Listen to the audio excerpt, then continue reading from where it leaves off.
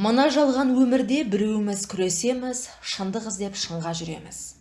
Қарап отырсақ біз шетелде емес, ата-бабамыздан келе жатқан еліміз қазақ жерінде өмір сүреміз. Тіліміз қазақ, асымыз қазақ, жеріміз қазақ, еліміз қазақ.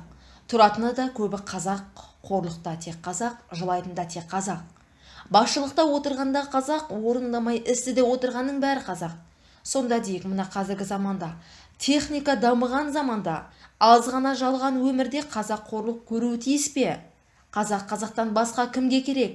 Яғни айтқымыз келгені, Кентау қаласына қарасты Ескі Сауран елді мекеніндегі аға іні, апа әже жалпылама айтқанда қазағым менің шырылдап, жолдан қатты қиналып, шырын үн сыртқа шығарса биліктен қайран болар деп, ауылдың әкімі сөйлейді, сөйлеп тұрып жоқ дейді.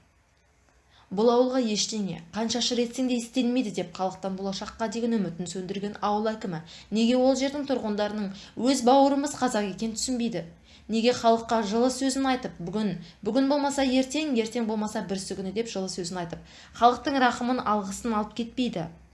Әрбір істелген істі Ескі Сауран ауылының тұрғындары арғы дүниеге алып кетпейді ғой. Әрбір істелген іс болашақ ұрпаққа аманат емес пе? Қарғыс қалыс кетпейді дегендей, халықты жылатпай істелер істің мерзімін айтса, жергілікті билік бұдан ұтпаса ұтылмайды емес пе? Ескі Сауранның билігі, ауыл әкімі, Кенттау қаласының әкімі халыққа бет бұрайық, іске байыппен қарайық. Мүмкіндік болса, сол істі жасап тұрып, халықтан рахмет алайық.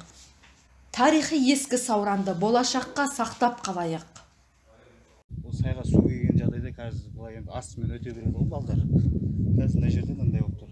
Сайға су келген кезде мынаны осымен өтесіздер, Иә. Былай қарай, мына жақта да 15 шақты үй бар ғой. Мына жақтағылар да бар. Енді бір-біріне өту керек қой. Мына аяқтары тұрып кетеді де арасын бәрі ашық-ашық.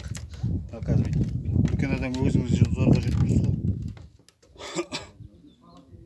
Пойыз келген жағдайда вообще боранмен жүру мүмкін емес.